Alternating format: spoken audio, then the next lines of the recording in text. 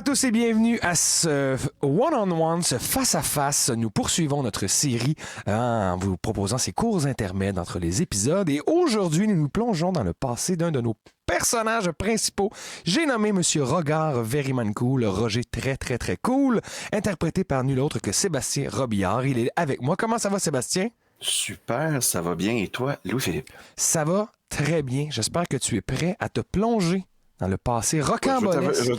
Je dois t'avouer que j'avais bien hâte que ce soit à mon tour. Alors, si tu me permets, on va commencer tout de suite en te ramenant dans le passé. Et là, ça va être assez clair qu'on est dans le passé, car tu es entouré de ton clan.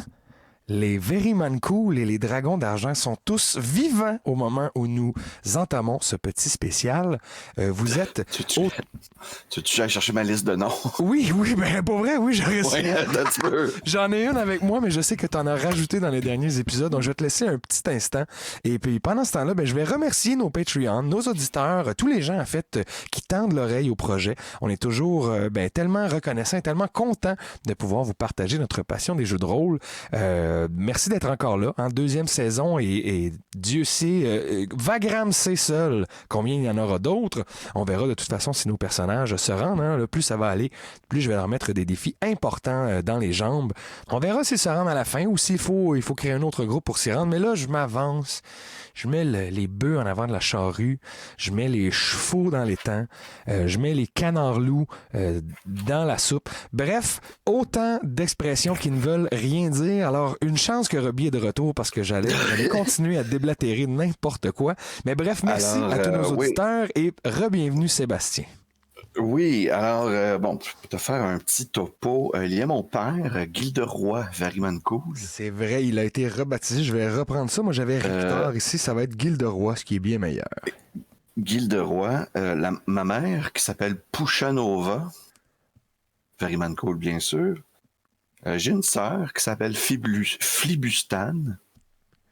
T'en as une autre qui s'appelle Sigoda. OK. J'ai un oncle qui s'appelle Kraken. T'as aussi un grand-oncle qui s'appelle Bulatien, que t'avais nommé dans la première saison. Bulatien, oui. Grand-père qui s'appelle Dramuturk. J'ai une tante, la femme de Kraken, qui s'appelle Mélodiane. Et un de mes cousins, celui dont je suis le plus proche, qui s'appelle Prométhomas. Thomas. Excellent. Bien sûr, tous de la famille Very Cool. Bien entendu. Donc, on va commencer ça. Tu es avec Kraken, en fait, et Prométhomas. Vous êtes dans la région de Mistock. On se rappelle, ça a été dit dans les épisodes, que votre clan est assez nomade, va se promener dans les régions, va faire de la chasse. Par contre, là, au moment où on commence notre face-à-face, ça fait un certain moment que vous êtes campés au même endroit et sans que ça t'ait été dit explicitement, il y a une tension. Tu sens que tout le monde est un petit peu à cran. Votre famille, les Very Cool, est la famille la plus présente dans votre clan, mais il y a évidemment d'autres familles de dragons argent qui vous sont apparentés un petit peu plus loin, des cousins un peu plus lointains. Il y a plusieurs tantes qui sont là. Ça fait plusieurs jours que tu n'as pas vu ton père, Gilderoy, et que ton oncle est avec ton cousin, vous êtes tous ensemble, vous partez à la chasse. Tu as fait tes premiers essais, en fait, à l'arc. Donc, première fois que tu tires de l'arc, ça t'avait jamais été donné comme opportunité. Et vous venez de capturer des petits lièvres qui étaient dans les environs. Vous revenez donc vers le campement. Et là, vous voyez que la tente de ton... Pourquoi dans ma tête, je me dis que c'est des moutons lièvres, genre des lièvres, mais qui ont vraiment beaucoup de laine. Exact, du poil. C'est parfait. Extrêmement facile à d'ailleurs, j'avais créé on pourrait dire ça aussi, des moutons lièvres, mais moi, j'avais pensé aussi que dans le monde de Le Grigna, il y avait des sanglièvres. Donc, c'est des lièvres là, plus poilus avec des... meilleur. Tu sais, pourquoi avec pas? Des tout petites cornes par en dedans. Là. Exactement. Mais avec des dents de lièvre aussi. Fait que c'est vraiment comme une drôle de structure pour manger. C'est tough. Là. C'est vraiment tough. Là. Ils aiment ça quand ça a déjà été... mettons, broyé. Ils adorent le yogourt. Mais toujours est-il que vous avez capturé de ces petits animaux-là et vous rentrez et là, ton oncle te dit « Ah, regarde, j'espérais que nous amenions tes prises pour les montrer à ton père, mais Il semble y avoir bien de l'activité autour de la tente centrale. » Et comme de fait, il y a plusieurs soldats de votre clan qui gardent la porte d'entrée et sans que tu entendes d'où tu es, tu entends qu'il y a des éclats de voix. Non, absolument pas! Impossible! De quoi vous parlez? Puis ça a l'air d'être tendu. Là. Il y a carrément une chicane qui est en train d'éclater. Et tu finis par voir au loin, tu es quand même en train de te rapprocher du camp, tu vois que ton père finit par sortir. Il sort une grande épée, un peu comme celle que Regard possède, et il, dans un élan de colère, smash un tonneau. Genre, il le fait vraiment voler en éclats. Il y a des petits cure-dents qui revolent partout. Puis là, tu vois qu'il fait des 100 pas. Il a l'air de prendre un 5 minutes là, pour dépomper. Ça va pas bien. Et il te voit arriver. Toi, qu'est-ce que tu veux faire en arrivant? Est-ce que je vois qu'il était avec lui dans la tente pour le mettre dans de si grands états? Pas exactement. Ben non, mais tu pourrais te demander. Il y a plein d'autres Dragonborn qui sont autour de toi. Ben là, en ce moment, il est à l'extérieur devant comme le restant de la tribu. Ouais, exact. Puis là, tu sais, surtout, j'ai l'impression que les hommes, souvent dans la journée, sont à la chasse. Il y en a quelques-uns qui, sont en train de monter pas des bûchers, mais des feux pour le soir pour faire les grillades et tout. Donc, il y a certains hommes autour, mais il y a beaucoup de femmes présentement à l'extérieur qui sont autour en train de faire de la cueillette de fruits. Il y en a certains qui sont en train de coudre des armures. Certains sont en train de monter des espèces de pots là, en céramique, préparer de la terre pour faire des nouveaux plats. Donc, il y a toute cette activité-là. Puis, comme je te dis, il y a ton père qui est à côté de la tente, là, au centre de votre camp. C'est bon. Ben, je vais aller vers Gilderoy, vers mon papa. Et je vais lui dire Père, vous êtes devant toute la tribu. Il serait avisé de vous calmer. Les gens vous regardent d'une drôle de façon. Entrons dans la tente. Non, je vais attendre avant d'y retourner. C'est justement pour ça que je suis sorti. Je converse avec certains de tes oncles et de mes cousins. Nous attendons de la visite et nous ne sommes pas d'accord sur la suite des choses. La visite de qui? Nous avons été contactés par des humains qui viennent de très loin. Ils veulent procéder à un échange, un artefact qui appartient à notre famille et qui, en tout cas pour ma part, je ne veux pas le voir quitter les mains des Dragonborn, mais certains d'entre nous pensent qu'il serait peut-être temps de le laisser aller et de convenir d'un marché avec ces humains. Je suis sur mes gardes, Regard. Mais papa, tu m'as toujours dit que cet artefact devait rester entre nous. Exact, et j'ai bien l'intention de convaincre les autres de ne pas procéder à cet échange. Mais bon, tu as attrapé des sanglièvres. Ouais, 2. Ils ont l'air dodus, ils seront délicieux. Regarde, et là ton oncle Kraken, tu fais. Oui, et en plus il les a abattus de coups de flèche. Votre fils est doué, Gilderoy. Ah, évidemment, tous mes personnages de Dragonborn ont la même voix, fait que je veux dire que... incroyable, cool. Oui, vous devriez amener ça à ta mère Pushanova. Elle va les apprêter pour que nous puissions les manger ce soir. Fait, oui, votre fils est bien doué, Gilderoy. Il serait peut-être temps de lui apprendre les techniques de chasse ancestrales. Là, ton père fait comme... C'est vrai. Regarde, tu es maintenant presque un Dragonborn, presque un homme, mais presque un adulte. Hein, on va dire le mot adulte. Il est temps que tu apprennes la technique de chasse qui fait de nous les meilleurs guerriers de la région. Et là, il prend ton arc, il te tend sa grande épée avec laquelle il vient de smasher le tonneau. Pour l'instant, tu sais, toi, jusqu'à présent, tu avais des dagues, tu avais des petites épées. Tu sais, on t'apprend à manier les armes là, graduellement. Dis, regarde, le vrai test, celui qui fera de toi un guerrier à part entière. Tu dois apprendre à chasser seul et au corps à corps. Il y a dans la région, des sourignals. Ce sont des orignaux de la taille de souris. Non, c'est le contraire. Ce sont des souris de la taille d'un orignal. C'est un peu plus réaliste. Donc la quête, c'est de les trouver, exact. De les trouver, ils se tiennent souvent en troupeau. Ce ne sera pas facile, mais je pense que tu es prêt. Prends cette épée. Ramène-nous le corps d'un de ces sourignals. Cela complétera le repas de ce soir et cela fera de toi un membre à part entière de la tribu. Tu pourras ensuite siéger sur les conseils, assister aux réunions du clan et peut-être qu'un jour, regarde, ce sera toi qui seras le chef du clan comme je le suis moi. Ah, allez, papa, ce n'est pas comme si tu allais arrêter d'être chef ce soir ou demain. Non, bien sûr, mais allez, prends cette épée et va vers l'est. Rapproche-toi de la montagne du sanglier, souvent les troupeaux vont brouter les herbes qui sont au pied de la montagne.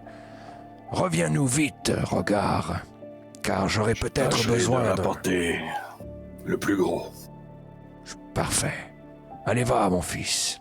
Et là, évidemment, tu te prépares, ton oncle fait « C'est un grand moment pour toi, j'aurais aimé y assister, mais cela ne fait pas partie de la tradition. Allez, prends-toi des vivres. » Je vais voir ma mère, prendre des filets, des vivres, Bonjour, quelques dagues bien effilées. Ta mère est clairement pas une voix de Dragonborn. Excusez. Oh, regarde, tu vas devenir un homme. Yeah!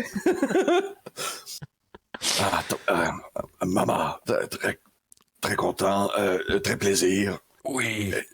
Je dois partir dans les plus brefs délais. Père semblait agité en quelque sorte. Vous devriez peut-être aller le voir. Pourquoi je vous vois? J'ai Parce que c'est la tradition chez les Dragonborn de vous voyer ses aînés. C'est vrai, on vous voit toujours le nez. Non seulement de Thomas et pas de paupières, mais on est bien élevé. Exact. Oh, allez, prends ce petit porte-bonheur aussi. C'est une petite patte de sanglièvre que j'ai gardée. Je l'ai depuis ma tendre enfance et elle m'a toujours porté chance, regarde. Je la mettrai ici. Puis je l'attache au bout du pommeau de l'épée. Excellent. Donc, c'est maintenant chose faite. Ta mère donc s'assure que tu as une gourde remplie d'eau, que tu as un petit sac de couchage au cas où tu aurais besoin de rester plus qu'une journée à chasser donc le sourignal. Elle t'équipe de tout ça et t'indique la voie par où passer. Et alors que tu quittes dans le fond, tu vois qu'arrivant du nord, il y a, puis là tu n'as pas besoin de faire de check encore là, tu vois qu'il y a des chevaux qui arrivent. Et les chevaux sont montés par des humains, des hommes. Ben, mon père m'avait mentionné la chose, donc je trouve, c'est ça, je trouve pas ça bizarre. Effectivement. La seule chose que je vais te décrire, dans le fond, que tu vois, parce que tu veux pas, tu sais, tout en continuant ton chemin, tu te retournes de temps à autre voir qu'est-ce qui se passe. Ils finissent par arriver au campement. Et là, tu commences à être un peu loin. Tu vois qu'il y a plusieurs personnes parmi eux qui descendent de leurs chevaux. Il y en a certains qui vont ramasser les chevaux pour les attirer comme à côté, les attacher. Et tu vois surtout deux affaires qui vont te frapper. Premièrement, il y en a un qui débarque d'un cheval, un coffre, un petit coffre, pas un énorme coffre là, comme on... Il y en a comme une grosse malle, mais vraiment un tout petit coffret. Il doit être à peu près grand comme l'équivalent d'une feuille de papier, mais beaucoup plus haut, en fait. Là, il y a quelque chose à l'intérieur. Et tu vois surtout qu'il y en a un qui, en descendant, va enlever son capuchon et il a des dreads sur la tête. Il a comme les cheveux dreadsés. En tout cas, à distance, c'est ça que tu vois. Et tu remarques que lui, sur son espèce de... Comment dire? Sur son half-plate, son plastron exactement, il y a un petit symbole que tu vois de loin qui a l'air d'un triangle avec une spirale. Tu ne connais rien de tout ça. Si? Une tente de Van Brouette? Ça ressemble à une brouette de Van C'est pas une tente de Van Brouette, c'est plus le symbole que, pour ceux qui suivent la série, que vous avez vu la maintes et maintes reprises. Le fameux symbole que l'on a vu de plusieurs couleurs depuis le début de nos aventures. Exactement. Et sur la personne en tant que... Cette fois-ci, moi j'ai toujours été comme plus fixé sur une couleur depuis le début de nos aventures. Est-ce que c'est cette fameuse couleur? Oui, celle que tu recherches depuis le début, je pense que c'est... Je crois bien, oui. Parce que de toute façon, vous l'avez appris dans la saison, cette couleur-là change, il y en a plusieurs variantes, mais tu reconnais ce symbole-là, et à ce moment-ci, regarde, ça lui dit rien du tout. Non, exactement. Tu fais ton chemin, et à la tombée de la nuit, en fait, tu te fais un petit feu, tu es déjà rendu bien loin de ton village. Et le lendemain matin, tu te mets en chasse. Donc, est-ce que tu veux peut-être nous décrire comment Regard s'y prend pour chasser le sourignal? Je vais commencer par installer des trappes un peu partout, des collets. Je me dis que on y va pour le sourignal, mais n'importe quelle autre prise est le bienvenu. Puis il faut bien que je me sustente au travers de tout cela. Et sinon, je vais y aller par l'attente longue. C'est-à-dire que je vais aller pour une rare fois dans la vie d'Ogar. Faut utiliser la subtilité. Donc, je fais pas juste comme « Hey, il y a un sourignal dans le coin! » Fait que non, je vais utiliser la subtilité cette fois-ci. Me cacher. Je vais essayer de monter dans un arbre, en fait, pour avoir un point de vue du haut. Ah non, tu m'as dit qu'il fallait que je le prenne. Encore. En mêlée. Oui, mais tu peux attendre qu'il soit en dessous de toi puis sauter dessus. Là. On peut faire ça comme ça. Puis juste pour rajouter à ton déguisement. Je peux me tenir un peu plus loin. Exactement. Je me mets dans les feuillages. J'essaie de me cacher un peu. T'as pris une poignée de terre puis tu t'en as mis un petit peu sur le front. Puis dans ta tête, t'es invisible. On ne me voit plus. On ne me voit plus du tout. Parce que j'ai fait ça. Oui, c'est ça, juste un petit... Tu as mis ta main devant ton visage, puis tu vois presque plus rien. Donc, tu dis, si moi, je vois rien, les gens me voient pas. Un peu comme un chat. Exact. Donc, mais exactement comme ça, mon immobilité, je reste complètement immobile dans l'arbre jusqu'à temps. Et c'est là le test d'endurance, de rester bien campé, bien focus tout le long, jusqu'à temps que l'animal se présente. Et ta patience est récompensée, parce qu'au bout de quelques heures, en fait, tu as commencé le matin, puis arrivé vers l'après-midi, tu entends des sabots et il y a des sourignals qui arrivent, donc d'une grosseur d'orignal, une bête énorme, mais avec donc des petites pattes puis qui se frottent les oreilles. Justement, les oreilles sont assez volumineuses, c'est gros comme des oreilles d'éléphant. Ils ont-tu des bois? Ils n'ont pas des bois, mais ils ont des sabots. Donc, c'est ça, déjà, des souris avec des sabots, c'est comme un peu weird, une espèce de croisement d'animal fucké.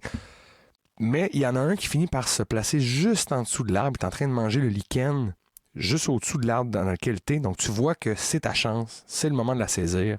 Donc, Est-ce que je vois si c'est est-ce que je vois si c'était comme un calf, genre c'est pas un enfant, c'est un adulte. Là. T'as quasiment un des plus gros du troupeau qui est autour de toi.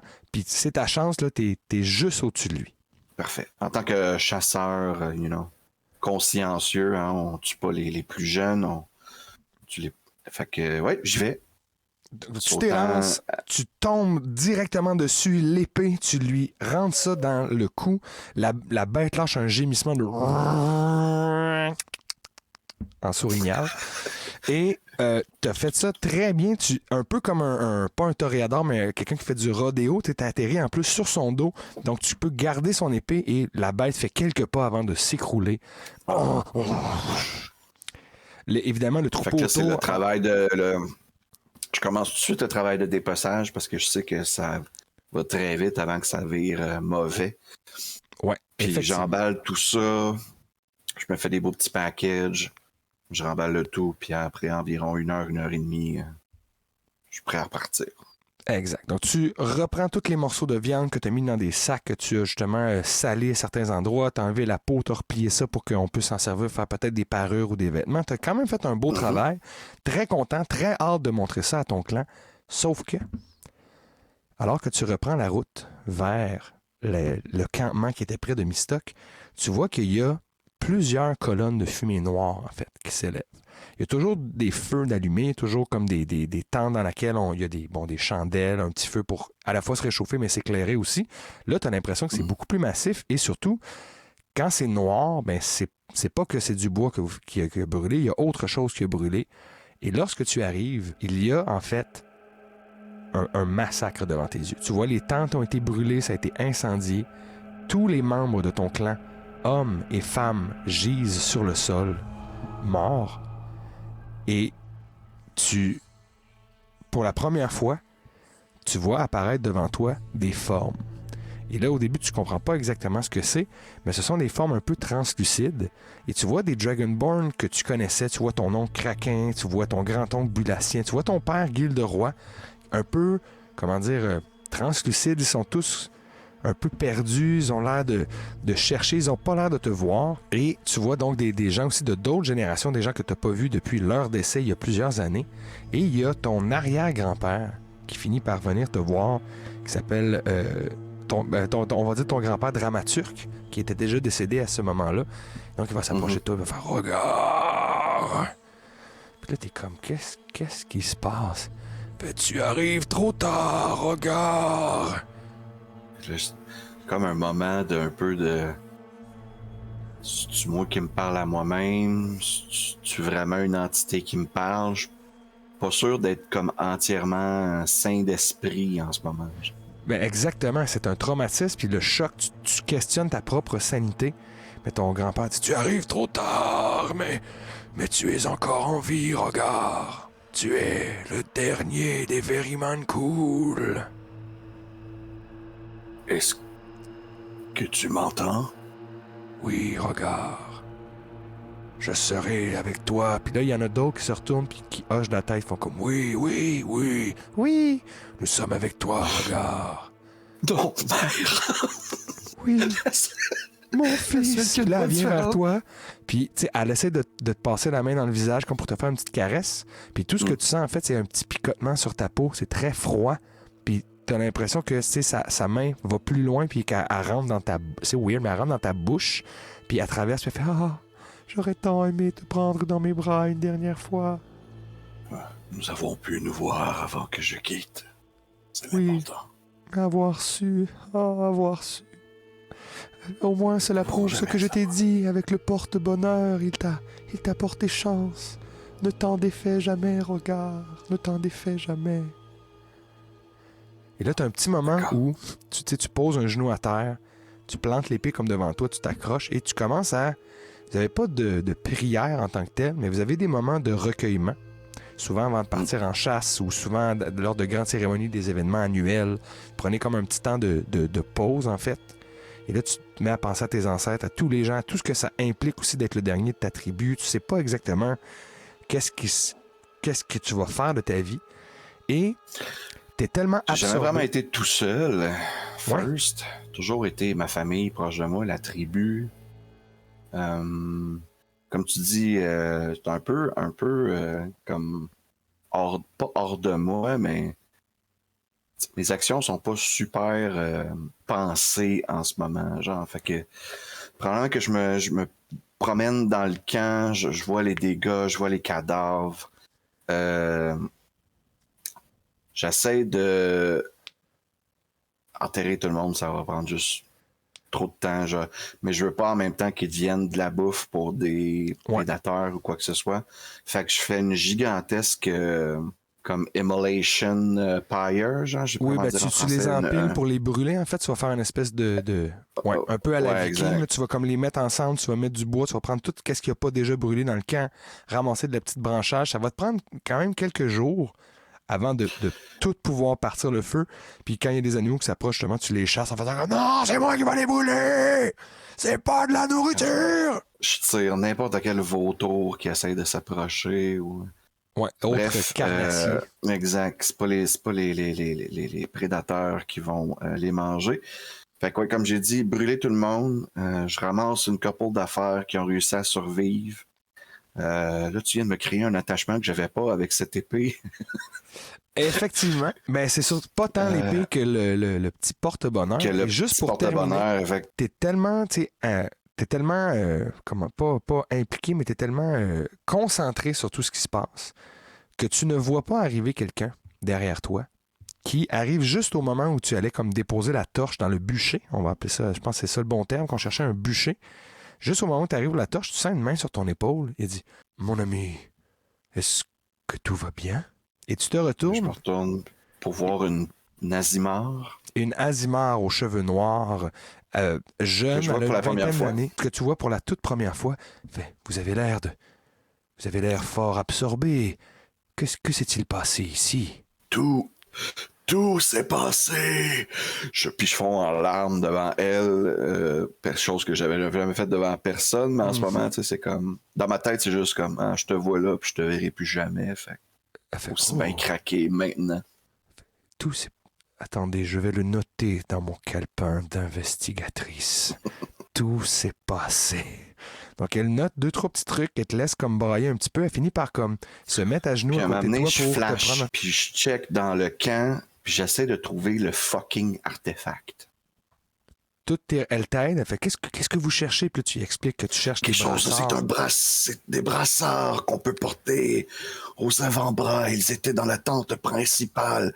Le coffre dans lequel ils étaient fait d'argent pour... C'était une de nos plus belles possessions, le clan. Elle, à ta grande surprise et à ta bonne surprise, en fait, tu te rends compte qu'elle est très minutieuse, qu'elle a un regard assez perçant, un esprit analytique plus haut que la moyenne. Et alors que toi, tu cherches un endroit spécifique, elle te dit il n'y avait pas que des Dragonborn ici. Il y a des gens qui sont passés il y a quelques jours. Regardez ces traces. Et d'ailleurs, oui, des certaines humains. d'entre elles sont plus profondes que d'autres, comme s'ils transportaient des objets lourds. Ils sont partis avec les chevaux, ils sont remontés vers le nord. Des humains. Un homme avec des cheveux tressés. Un triangle. Je ne suis pas sûr de tout comprendre, mais... Un triangle, c'est quoi l'autre affaire? Et une spirale, c'est un triangle sur une spirale, en fait. Un triangle sur une spirale.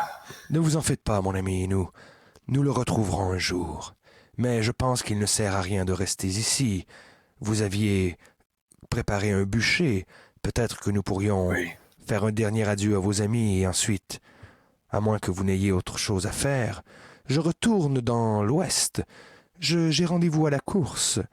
J'ai là-bas un contrat qui m'a été offert afin de retrouver... je vous expliquerai en chemin, mais je suis investigatrice. Peut-être que j'aurai besoin d'un chasseur comme vous, une personne musclée qui a un certain flair. Que diriez-vous de m'accompagner? Je peux bien vous suivre. Certains moments. Oui, sans par doute. la suite. Lorsque nos chemins arriveront à une croisée, eh bien... Que dites-vous, mère? Cette personne m'inspire confiance, regard. Ne la quitte pas. Et je vois en elle une vulnérabilité. Elle aura besoin de ton courage et de ta force. Je pense que il serait sage de la suivre, regard. Très bien. À qui parlez-vous? Là, la Azimar, comme clairement, voit pas à qui tu parles, puis elle trouve ça un peu bizarre que t'aies comme regardé à côté d'elle, puis t'aies parlé comme si t'avais une conversation. Mais... je me parle souvent à moi-même. Tu sais, déjà, je catch que ça sera pas facile d'expliquer ça à du monde. Oui, c'est ça. Très tôt, tu comprends que tu vis de quoi qui existe, mais que c'est pas... Puis elle, justement, très compréhensive, elle voit que toute ta famille, tous tes amis viennent de mourir, donc elle met pas de pression là-dessus. Elle fait de voyager vous fera du bien. Et c'est comme ça que Regard et Rosie Nightwing se sont mis en route vers la course, ville où l'on sait qu'ils vont rencontrer les sauciers. Donc, c'est ainsi que vous quittez le village de Mistock. On sait tous maintenant que tu y reviendras un jour, mais pour l'instant, ça va mettre fin à notre face-à-face et donc à cette petite tranche de vie de M. Regard Very Cool. Alors, j'aimerais te remercier, Sébastien, pour ta participation. Bravo, LP. Ça fait bien plaisir. Alors, nous, on se dit au revoir. On vous revient très bientôt avec un prochain épisode, d'autres face-à-face, d'autres aventures avec toute la compagnie. Et n'oubliez pas que d'ici notre prochaine rencontre, quoi que vous fassiez, exact, avec un cœur, faites-le avec cœur. Allez, salut tout le monde!